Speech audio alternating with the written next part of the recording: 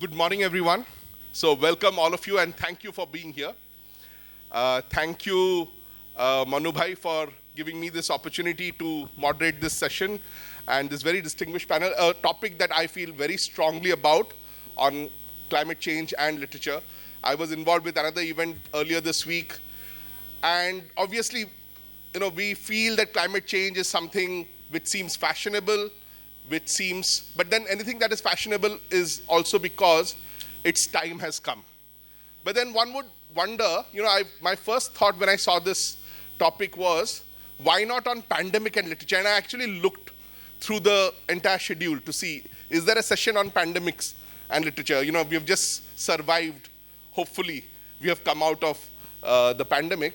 But then I'm sure all of us who have had some understanding of the pandemic in the last 2 years, we know that this frequency of pandemics is now attributed to the zoonotic viruses that have jumped from animals to humans.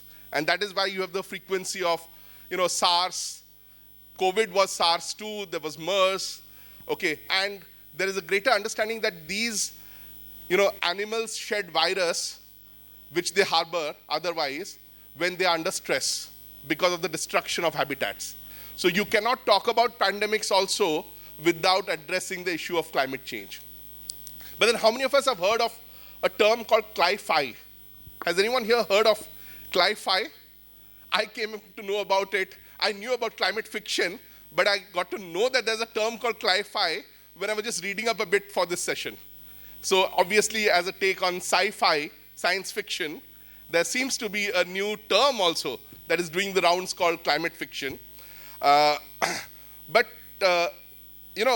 fact, talking about pandemics, most of us would be familiar with one of the greatest authors of today, Margaret Atwood, the famous Canadian writer. I don't know how many of us are familiar that she has a novel called The Year of the Flood, which was written in 2009, which was about an environmental catastrophe, but it is about an environmental catastrophe that triggers a pandemic. I look forward to reading that. I have not read that because the way Contagion, the web series Contagion, many of us saw after the pandemic hit us, and it was so relatable and it was so surprising that this had already happened or people had imagined it to happen this way. I'm sure The Year of the Flood would relate to us in many ways. But when we talk about climate change, we talk about global warming, I always say that in Odisha, we don't have to think about global warming. For us, it is a very local thing. You might have heard of Sir Robert Snow, one of the most famous explorers in the world, who makes these famous Antarctica expeditions every year and takes a handful of people for them to experience climate change for real. But those of us who live in Odisha, where we have had in 99 the super cyclone with over 10,000 deaths, when we talk about climate change, the experiences that tell us that climate change is happening, we talk about the frequency of natural disasters. No other place experiences it like Odisha does. We talk about extreme weather, and we cannot not think about the heat waves of the 90s, 95, 98, more than 1,000 people dying, and of course here. And when I talk to people outside Odisha, I say, no other place in the world, and I repeat, no other place in the world is it where people in school and college do not know when their summer vacation will happen. It is only in Odisha. I guess Surya Devatanga mood upare depend korchi. We know that first week of May the vacation is supposed to happen, but April 10th the vacation might be declared because it all depends on the vagaries of how the sun is behaving. So for us, climate change is very real, and research says that India is the most vulnerable country in the world to climate change, and within India, Odisha is definitely the most vulnerable. We know that. But then, is it getting reflected in our literature? Of course, we have been talking about climate change. I first heard about climate change from the early 90s, when we had the Rio Summit, the Earth Summit, the UN framework on climate change, etc.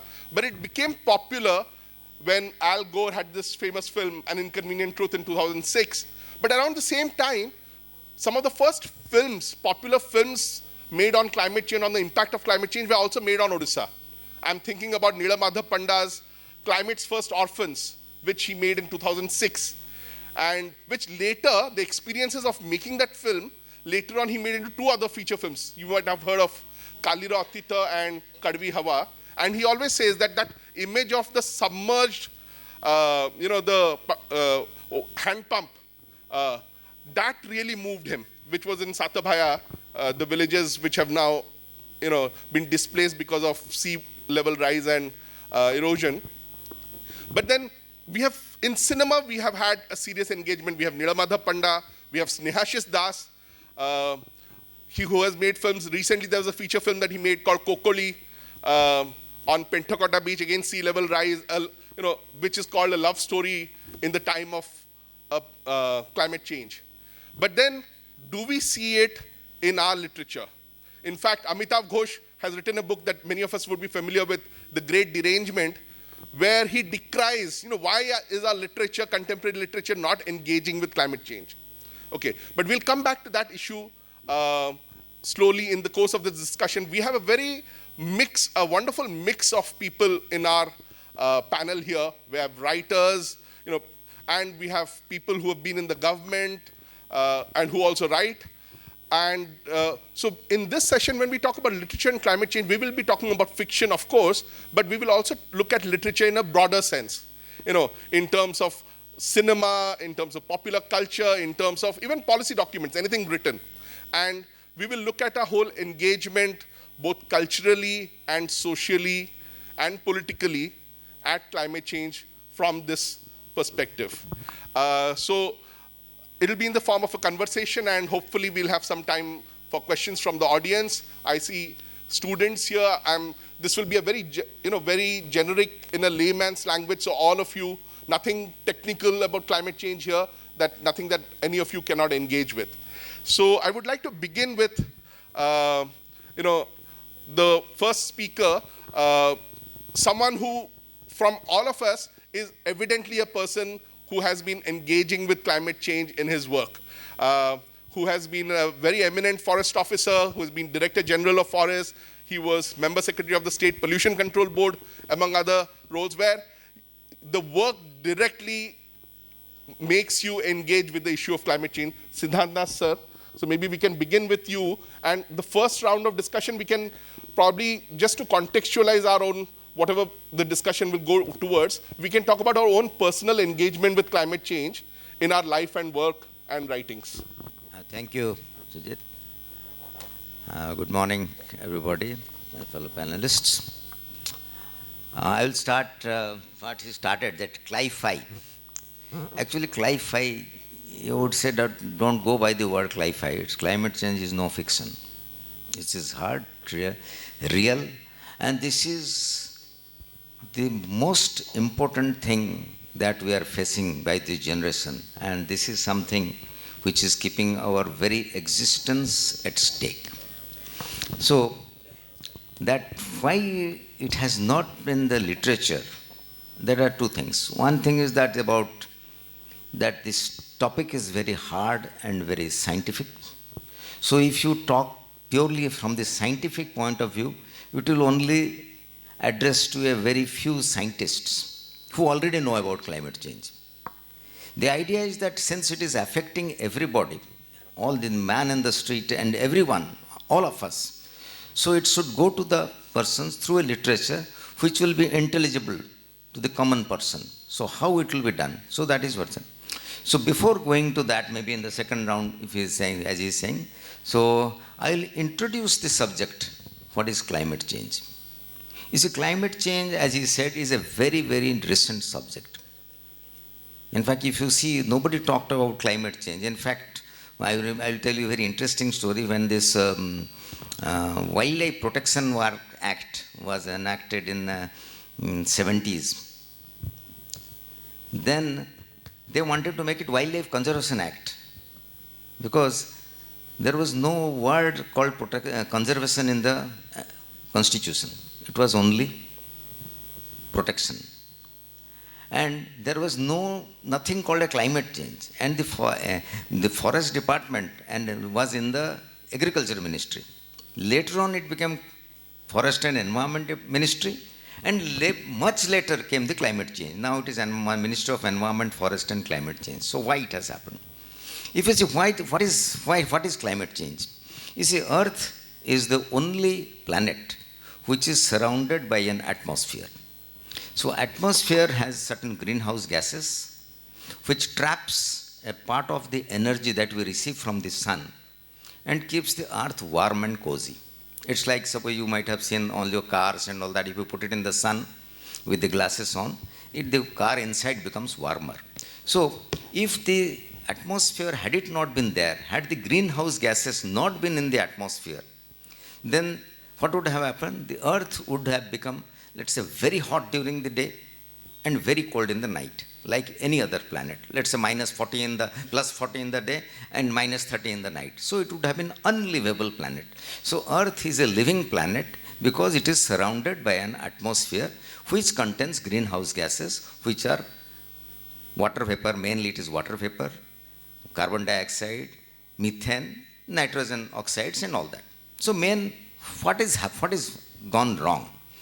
So you see, in the 17th, 18th century, when we started our development in a big scale, industrialization started, we started burning fossil fuel. So we started releasing more and more carbon dioxide to the atmosphere. So as a result, the concentration of carbon dioxide increased in the atmosphere. So that means the energy that was the atmosphere that was trapping is increased. So the earth became warmer. But we never noticed it. First time it was noticed was in 1970s. Till that time, nobody noticed that anything wrong is happening. So when we have the Rio conference, Rio Earth Summit, and then Stockholm, India was one of the pioneers there. So that was the first time they recognized that something is wrong. Something is going, why the snow caps are melting, why the sea rising. So in 1970, so they said that yes. So the whole world community's attention was diverted that something is going wrong. So then they made scientific calculations and found that in the last century, that is from 1900 to 2000, there has been an average temperature rise of the earth was by half a degree Celsius. The average temperature is 15. So it has risen by half a degree, 0.5 degree in 100 years from 1900 to 2000. So people, and we became conscious of it in 1970. But still then we didn't care. But in the turn of century, people started realizing. Now what has happened? In the first 1.5 decade in this century, that is from 2000 to 2015, the temperature rise has been 0.61. So 0.5 degree in 100 years. Before 200 years, it was not measurable, it's so small. But in the 100 years, it was 0.5. Then in 15 years, it becomes 0.61. And it is anticipated that by the year 2050, the temperature rise above this pre-industrial level region will be about more than 2 degrees. And by 2100, it will be about 6 degrees. Now the question arises, so what? We will handle that. Yes, here the question is that you cannot handle it. With the entire scientific and technical knowledge available with the human being, we cannot handle if the temperature rises beyond 2 degrees Celsius. So we have to keep it temperature rise to 2 degrees. So the world community has agreed that we have to keep it 1.5.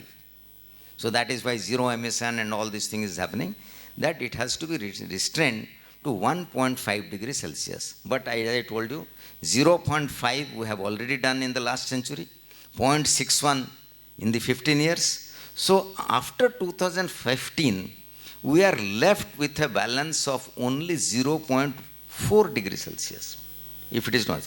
And as the calculation goes, during this decade, in the 2020s, we will exceed 1.5. And by 2035, 36, we will exceed 2 degrees. Then what will happen? So what are the impacts? As Sujit has told about all these things, the Himalayas is melting, the sea level is rising, we are having the frequency of the cyclones has gone up, you have the El Nino effect, all those things. I don't have to elaborate on those things, you are knowing all these things. So There are two ways of adapting things. One is adaptation, the other is mitigation. That we adapt to this climate change.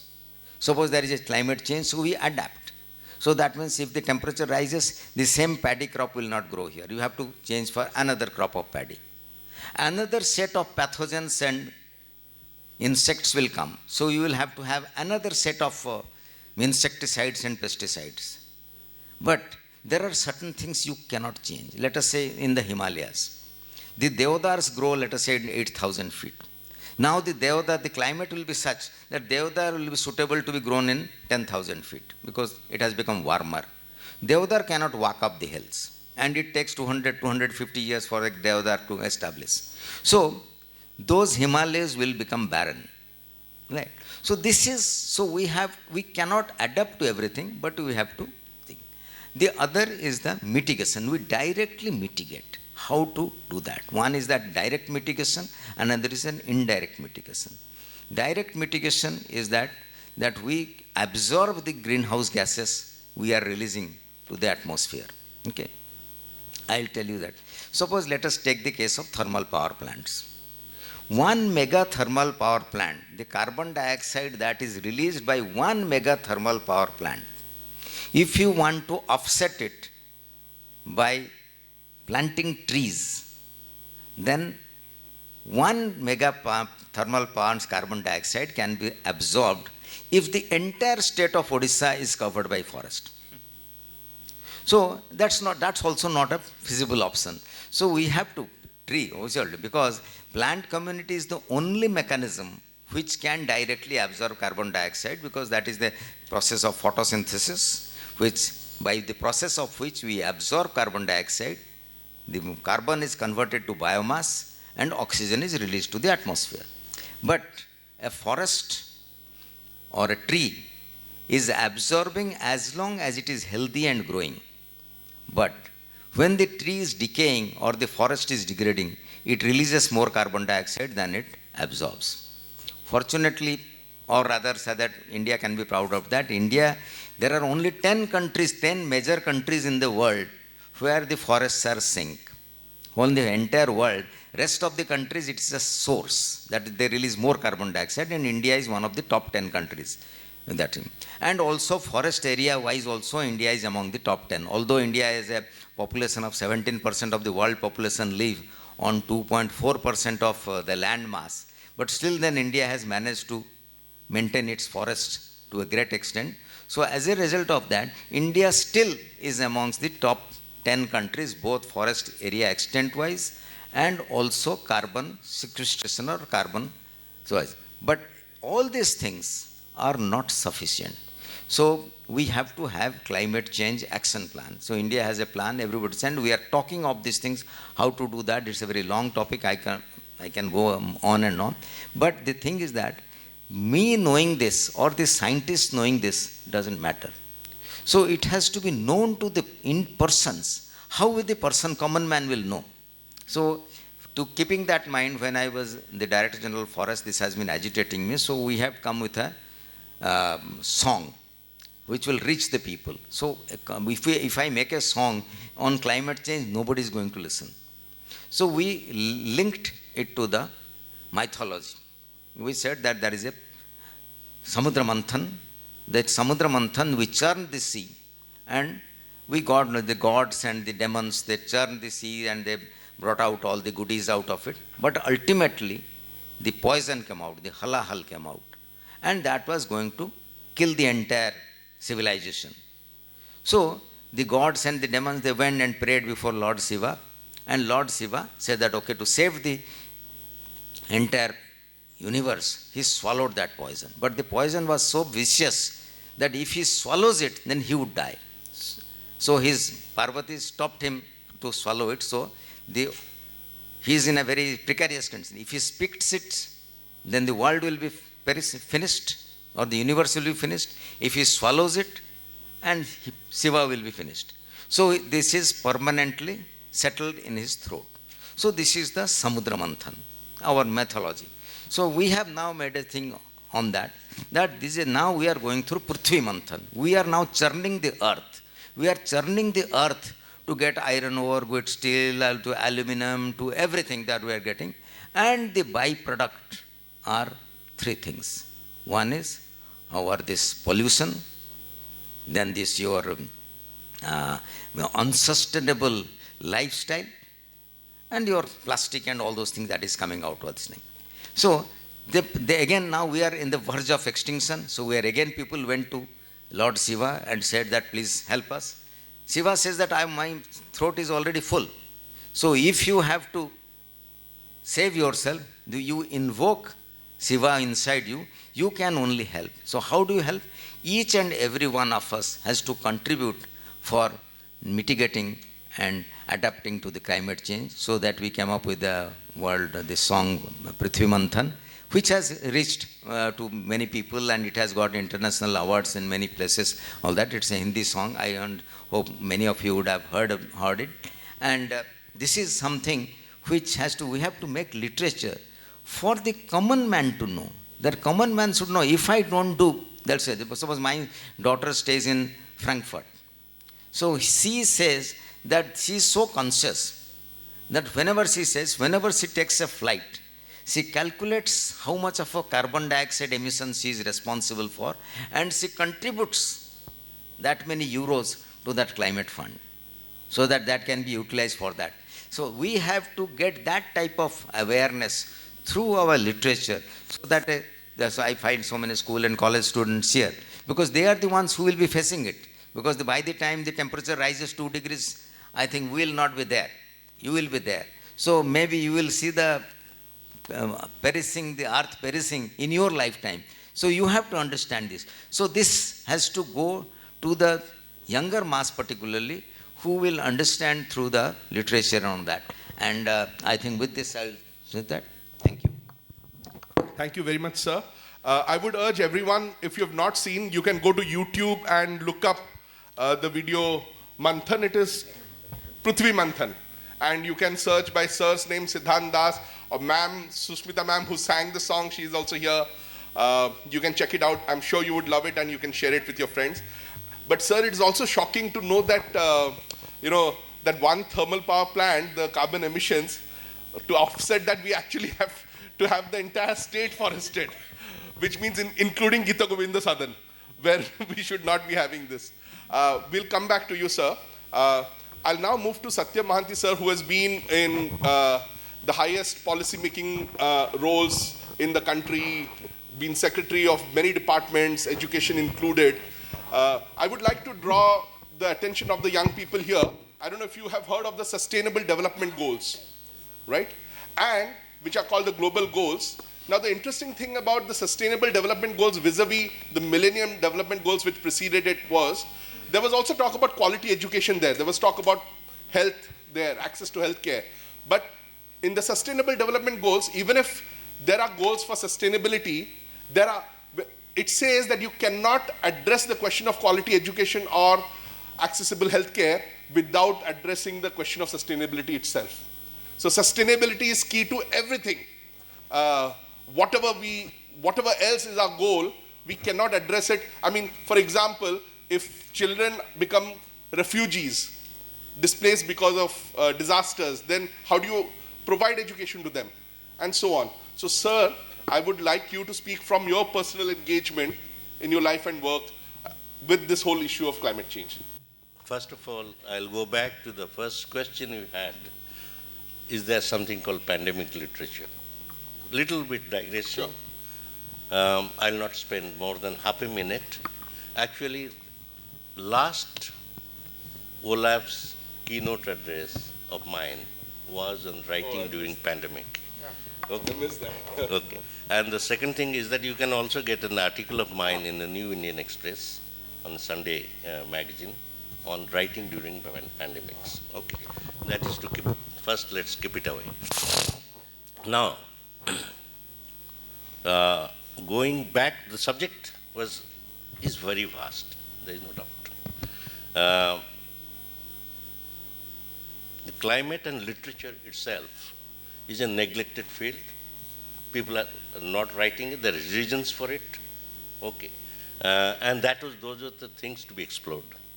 But while dwelling on that particular thing, since you raised the question with regard to sustainable development, etc., uh, it is nothing but saying that it's a responsible living. Okay. Responsible living is that we do not behave that beyond this generation nothing exists, that we consume as if there is nothing called future. We lead a life which is wasteful and which triggers of a chain of processes which will make it more wasteful. And the third thing is education, let's say, that education, when you are trying for that education, if it leaves out several people and education is not resulting in what it should result in, then you have got a problem on hand. That is why sustainability came in the Brundtland Commission, okay, saying that we should do everything owing it to the future. Okay, we owe something to the future. It doesn't end with this thing. Actually, the whole problem of climate change, which is a big issue, which requires a larger canvas and a better technique in treatment in literature, has not happened largely because the ideology and the worldview which came. There was someone called Abdul Rahim Munif. He's a Jordanian writer. He wrote a book called City of Salt.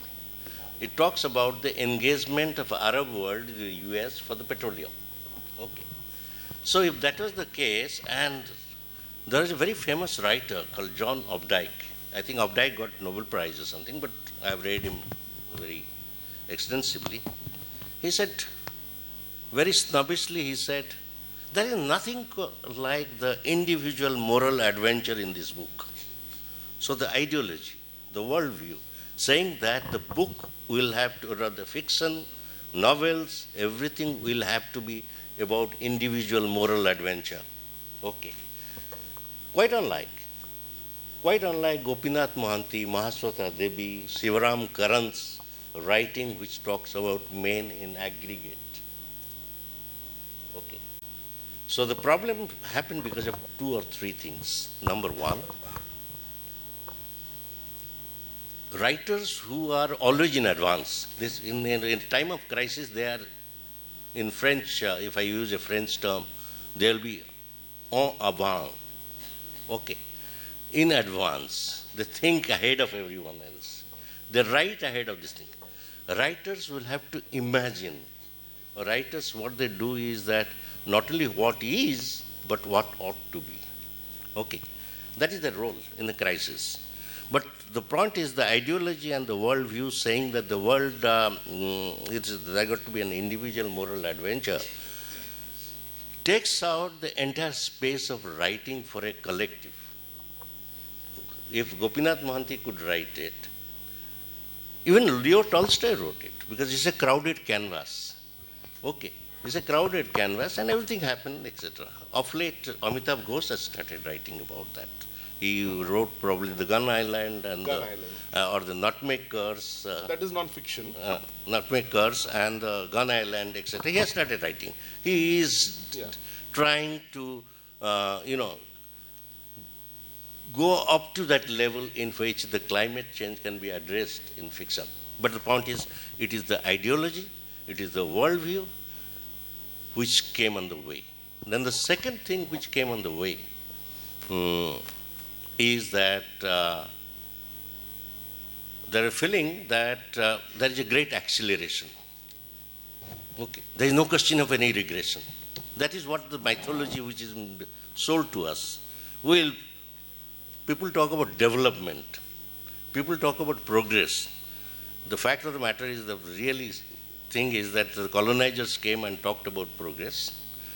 The non-colonizers, they exploit their own people by calling it development. Okay, that is the fact of the matter.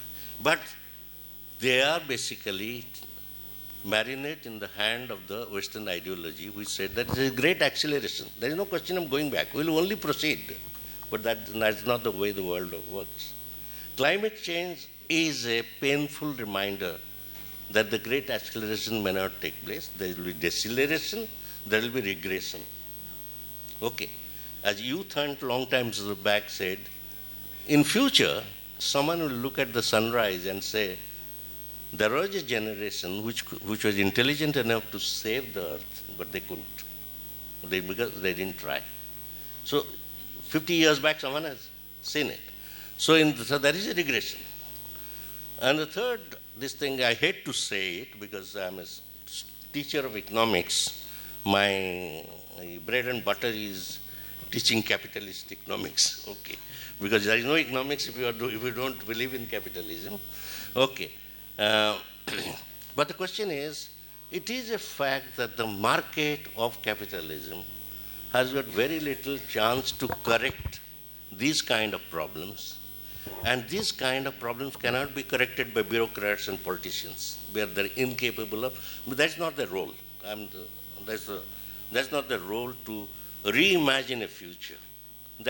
It is the role of the writers and artists to reimagine a future. If there's a crisis of imagination, writers and literature should get over that. So in that particular thing, if they fail, they're complicit in the failure. If they succeed, well, they have discharged their role. Okay.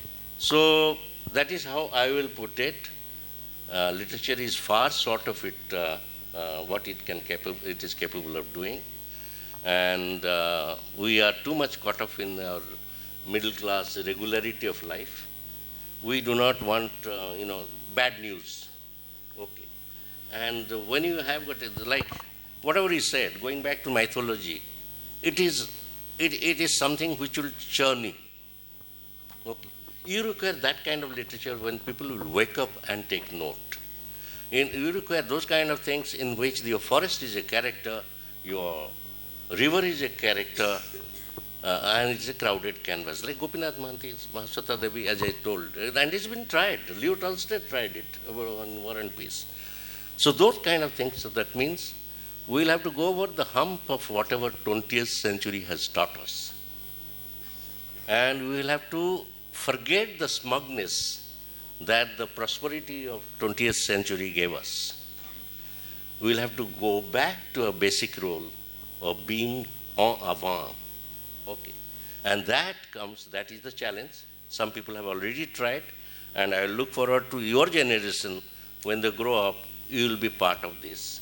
You will do better than us. I don't try it, writing, largely because it is too trying. Okay, it's too difficult. And I don't have the skill of Amitabh Ghosh to do it. Okay, so that's for the first round. I'll leave it here. Thank you. Thank you very much, sir. Thank you very much, sir. In many ways, you've also answered the question about, the difference between, talking about a larger group and addressing a single individual adventure, which seems to be the reason why there is not as much engagement with climate change in literature as we can think about.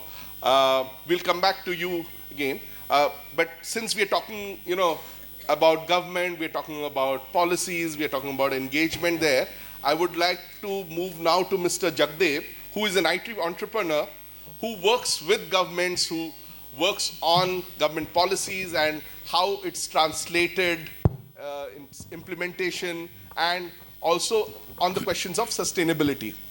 So maybe we can have you respond to this, and then we come back to someone who writes, who's an eminent writer, and then we'll move to the next round.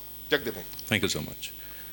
I speak as one of the policy implementation support specialists, and we help, when there's a policy, we help government or organizations to get them implemented in a better way so that the outcomes are achieved. So we have been working in the space of sustainability. We worked in the space of energy to start with. Then we realized that energy is one of the ways to look at sustainability. But the larger context of climate change that we are talking about now. As we all know that Earth is finite, the size of Earth is finite, the resources are finite, water and air connects us all, the resources below Earth and under sea are finite. What is not finite here is the number of people inhabiting this Earth and their greed. These two things, in the name of development, we saw that if we are creating welfare for people, it's welfare for everybody. we have successfully annihilated, I don't know how many number of species. I mean, I was reading somewhere that, animals above 50 kilos of weight, 50% of them are gone in Australia. Something which is not acceptable to us immediately has to be annihilated. My wife still contests that why does government spend money on preserving crocodiles? I really don't have an answer to that. To her, it doesn't look good. Her dog looks better than that. So the question is that we have, in the name of development, had the moral right to annihilate or to destroy, exploit, and create waste on the side, which nobody questioned us. The pandemic saw a very beautiful thing. The amount of plastic, the amount of, the waste that we created in the name of protecting ourselves, be it surgical masks and all those things, nobody questioned us. So that has been the anthropogenic intervention, that in the name of development, in our pursuit to treat poverty, health, maternal mortality, education, we had that liberty, or I think we claimed this liberty from our future generation, that we could destroy everything. So the sustainable development goal is that whatever you do in the name of development, please be conscious that what is its impact on environment. That where we stand now. And as my eminent speakers before me spoke about it, that the realization that we are in crisis is actually not recent. It's the Western world which actually woke up to this realization that actually we are in crisis. If you look at our ancient literature, if you look at Vedas, Upanishad, we always have learned, or philosophically, we have been taught to live with everything and everybody around us. Starting from the universe, if you're starting to the sea, to the air, we never had this audacity or that, that arrogance that they can be conquered. We were taught, India perhaps can be one country which can still proudly say that sustainability is maybe 5,000 years old, it's not recent. What happened was we forgot about it because the Western literature, the Western science came in, and the GDP, the rate of growth, and those paradigms were brought in, purely keeping the human at the center of the universe, which was not.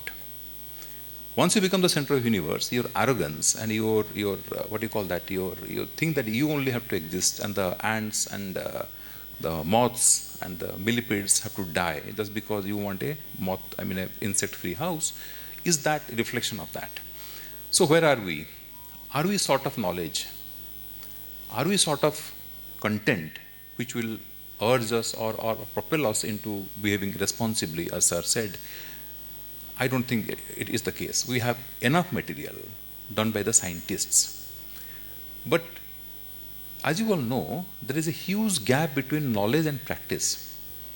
The gap between knowledge and practice, we all know that we need to all wear helmets.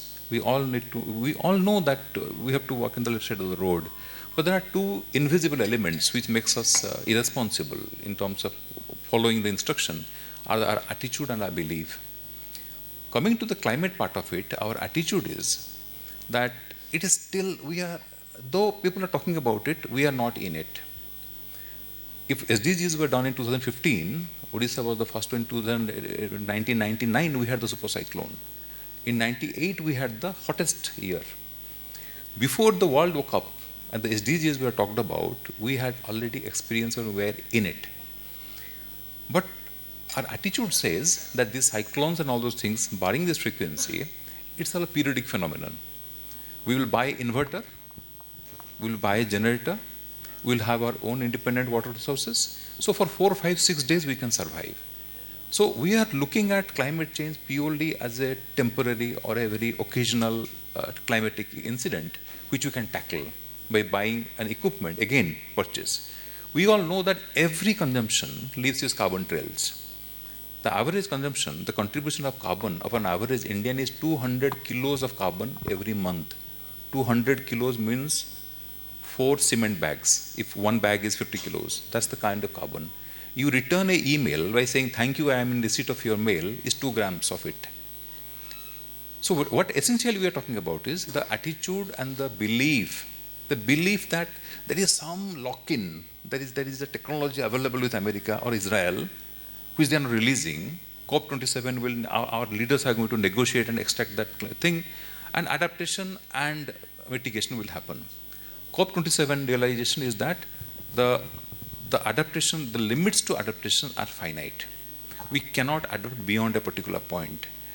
And the domino effect of climate change is whatever is realized. It can cause migration, it can cause sea level rise. These are all perceptible things.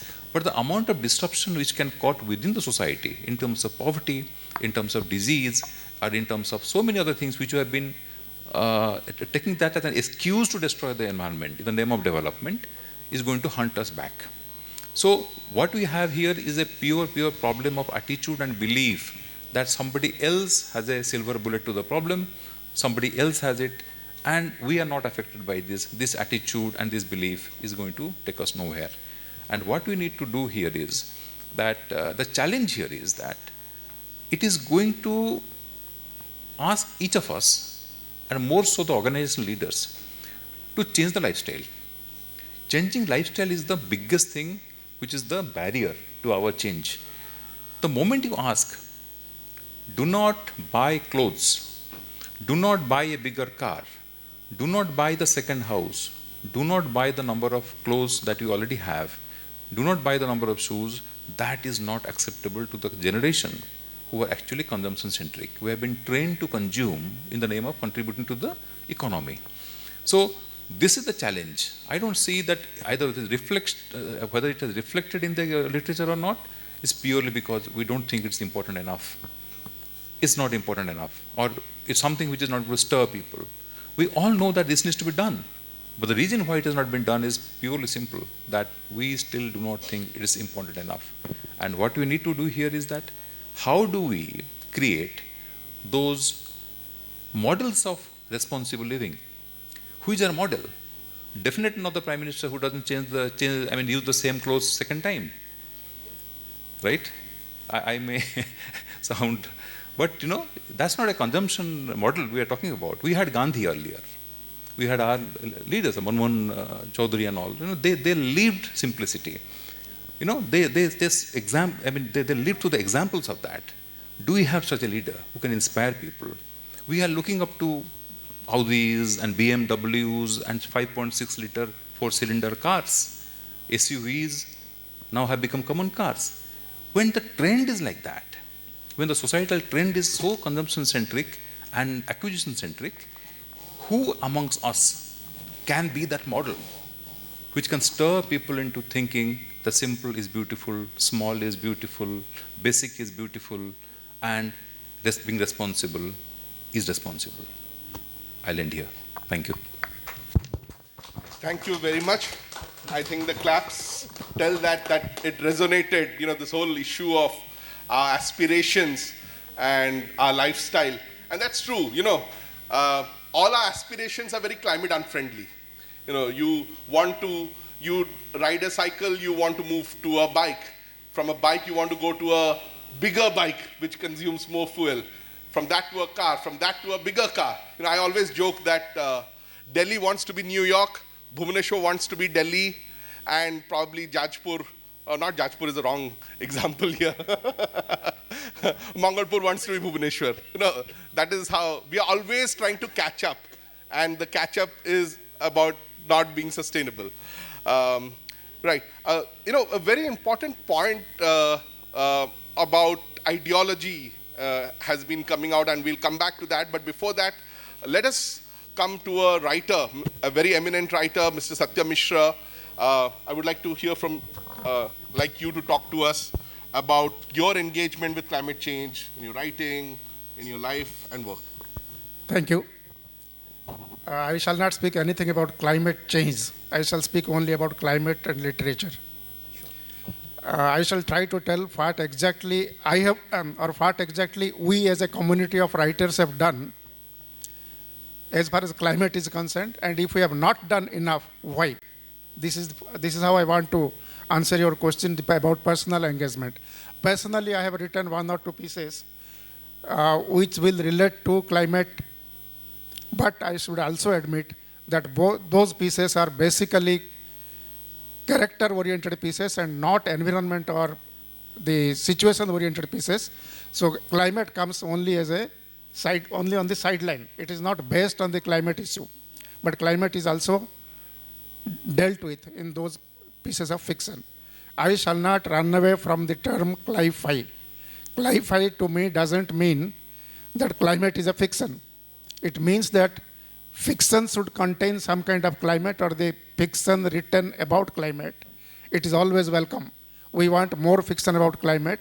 We also, there are a host of terms which have been invented or which have been used in the recent past about climate and literature. There is eco-poetry, there is eco-criticism, etc. Even there is a term, it doesn't directly relate to literature, but eco-refugee. I shall tell you what is eco-refugee. Eco-refugees have very strongly come to our literature, even Odia literature. Eco-refugee, I shall tell you that the Mr. Mohapatra mentioned about the Satvaya, the tube well. The tube well is standing almost 8 feet or 9 feet above the ground. Once upon a time, it was almost buried. It had only 3 feet above the ground. That is the picture which symbolizes the vagaries, with the danger, the calamity of climate change, and that displaced lot of people who left their villages and came far away to another village, to create another village. They are eco-refugees because they have been driven away from their own habitation to another place. They become refugees in their own land. These kind of eco-refugees have very strongly come even to Odia literature. I think Bhim Prushti has written about it. I have also tried, then there are, you see, we in Odisha, also in India, not abroad, have combined lot of issues as one. One is climate, the other is environment, atmosphere. They are treated as interchangeable terms. They are not actually interchangeable terms. However, in a broad sense, if we treat them as one whole unit, then our literature is not weak. We have enough on those topics. Not enough, but we have something on those topics. Now I shall tell you, if we have not been able to write enough about climate or about the calamities of climate change, then what could be the reason? The basic reason is that it has not stirred us. It has not agitated our minds the way pandemic has agitated, the way Second World War agitated. The entire world, the entire writing community who created lot of literature on Second World War, climate change has not agitated the minds of writers to that extent. Why? The reason is, it is not a tangible thing. It is not tangible. It is not immediately visible. It comes over a period of time, gradually. And people wake up only when it explodes like a tsunami, or like some devastation like heat or this sea water coming in as it happened in Satvaya and many other places. Until that happens, people are more or less callous. Writers are also callous. Why not? Whatever doesn't agitate to them as very urgent, very important, there is no urge for writing. They write about emotions. They means we, the writers.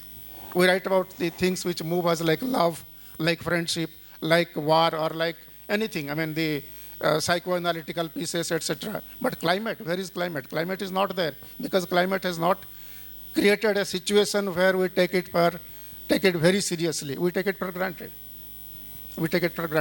However, literature has imbibed some of climate issues more in children's literature and more in the social media than in the bigger media. I mean, the part we are reading in the books.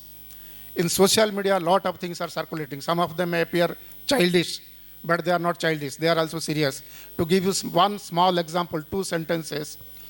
A man goes to cut, 3 or 4 persons go to cut a tree. It is very hot, so to get rid of the heat, they sit under the tree to take rest.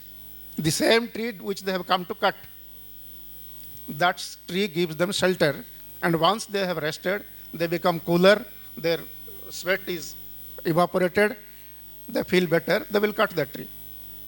The same tree which gave them shelter. This is in social media. This is a very powerful piece which stirred me, but I read it in the Facebook or this WhatsApp post, and I was agitated, I was moved. Whoever has created this story is a wonderful has a wonderful mind. But that doesn't happen in serious literature. Children's literature also has imbibed a lot of climate issues. There are skits, small dramas, plays, stories. School children tell about it. There are competitions in schools about climate change. Even Greta Thunberg became an international celebrity because of climate issues. And many children, many school students will hanker to become some kind of Greta Thunberg. They have imbibed those issues through the literature which they are reading. We adults have not got enough to read, for which we writers are to some extent responsible. But there are many other aspects also, which time permitting I shall tell after some time. Thank you. Thank you very much. A very interesting and important point you made about why are we not writing about it? Obviously because it has not agitated us enough. And that's as obvious and as direct as it can get. So, that point that I was thinking that we will discuss in the second round, to some extent has been addressed, at least by Satya sir and both the Satya sirs. But we can still have the others responding to it. But along with that, I'd just add a few points about this interesting thing about ideology. And I think both, some of the speakers have talked about, historical beginnings of this from the Industrial Revolution and all. It actually goes back even further. The whole premise of modern science, I think the young people here should be aware of that, was the conquest of nature, right? Francis Bacon, whom we studied in literature as a very eminent essayist, was also one of the fathers of modern science, who talks clearly about, that science has to be brought forth to marshal nature, right? Because that is what it is all about. And an interesting thing is how this science was applied to the environment also. I don't know if you're aware, the forest department, first, of course, Siddhanta sir talked about the modern history where it was part of agriculture and then it was carved out and now there's climate change associated with it. But in the late 19th century, forest department, by the way, are you aware that when did the word forest come to be used in the first place? It was in the 11th century in England to ensure that the forest is protected so that the king could hunt. It was not, conservation, the starting of conservation was to ensure that the elite, the aristocracy because if everyone has, if there's no wildlife left, what will the king hunt? What will the aristocrats do? How will they get the sense of achievement? And forestry department started in India with the start of railways as a commercial enterprise because you needed the sleepers. And the forest had to be converted into plantations of the highest yielding timber. So which timber grows faster, which gives better timber. So there was science applied, forest mathematics that came into play there. And that is how the forest department started. And interestingly, my research was on literature and environment, where I looked at how did the term jungle come to be applied to a forest. And you'll be surprised to know it only happened in the late 19th century. Before that, jungle was applied to a shrubland. That's a long history, I won't go into that. But what was interesting is, in the late 19th century, remember, the state was taking claim to the forest for the first time. Earlier, the state never really had control over the forest. And if you look at the definition of forest in the late 19th century, and that was what hit me, it was defined as a wasteland. The moment you use the rhetoric of a wasteland applied to a forest, it automatically carries the ideological justification of reclamation of that wasteland. And that is how the jungle was constructed as evil. And interestingly, I'm sure many of us are familiar with Paraja, Gopinath Mohanty's epic novel. The villain in the piece is the forest guard. And he talks about the forest guard as a kind of king. In fact, very interestingly, Verrier Elwin, the famous anthropologist, says that he was talking to a tribal about your vision of paradise, and he says that paradise for us is miles and miles of forest without a forest guard. That is how it was in the late 19th century. And very interestingly, there was a whole lot of literature that was produced in the late 19th century to aid this project. And I'm talking about Kipling's Jungle books, which created the notion of an evil jungle. Not only that, Tarzan. All of us are familiar with these iconic characters. Tarzan literally means white skin. Phantom comics. Those of us who have grown up on Phantom, I know Sovan Bhai like me, has grown up on that. Remember, Phantom Comics had this Garden of Eden, which was the paradise. And the Garden of Eden was where the tigers are herbivores. Right? The whole jungle has been tamed. It is, and in fact, the taming had already happened in Europe earlier. If you've read Macbeth, you would know of the story of the Burnham Wood coming to Dunsinane. It talks about the deforestation that was happening. It is because the forests were tamed that as you like it may, you can have romances in the forest, where women can go into the forest. But anyway, I'll come back to our speakers here to, if they would still like to address about why literature has not been engaging the question of climate change or environment, not only climate change, environment in a broader sense, and also in the process, just to speak briefly about, then since we have just a minute, whatever you would like to say. Maybe we can begin with you and this. I have already told my views about the reasons why we have failed. Now, I really don't have anything more to say about the why we have failed. I can pass on. In 1 minute, I cannot say anything more. Okay, I'll just like to say, what are the barriers? Okay, why it's not happening? And I entirely agree with Satya Babu's point that it has not stirred. Why it has not stirred? Because we are smug. We are so comfortable, our middle class life, etc. And you visualize life in terms of a better car, better house, better road, etc. Okay. And the biggest culprit in the whole complacency game are two set of people. Number one, if you have read Stephen Levitt, Freak Economics, Super Freak Economics, etc. He talks about geoengineering, such a attractive and seductive concept that you send out some chemicals to the atmosphere, okay, so the earth will start cooling, that kind of thing. But you are completely dealing with imponderable. You do not know your atmosphere, okay. What it will affect in, you don't know. So that is the magic bullet. People think that is a magic bullet, science and technology will solve it. Geoengineering, puncture a hole somewhere, push in some balloons carrying some gas, it will cool down the earth. No, it will not happen. Okay. And the second set of people who are, since I teach economics, we do modeling. There are three kinds of modeling which has been done by the economists. Two of them have already got Nobel Prizes. One is Northam,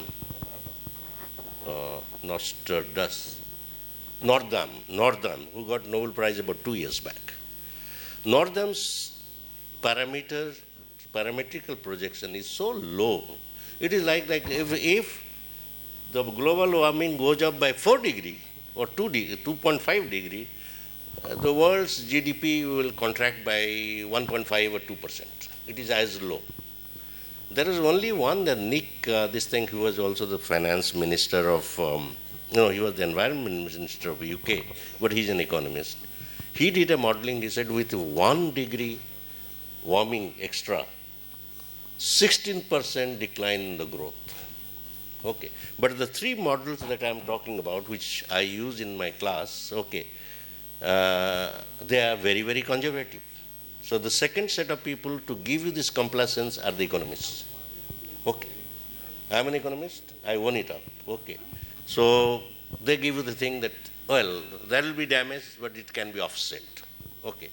And mankind loves fixing things, If something can be fixed, you send some chemicals and cool down the earth.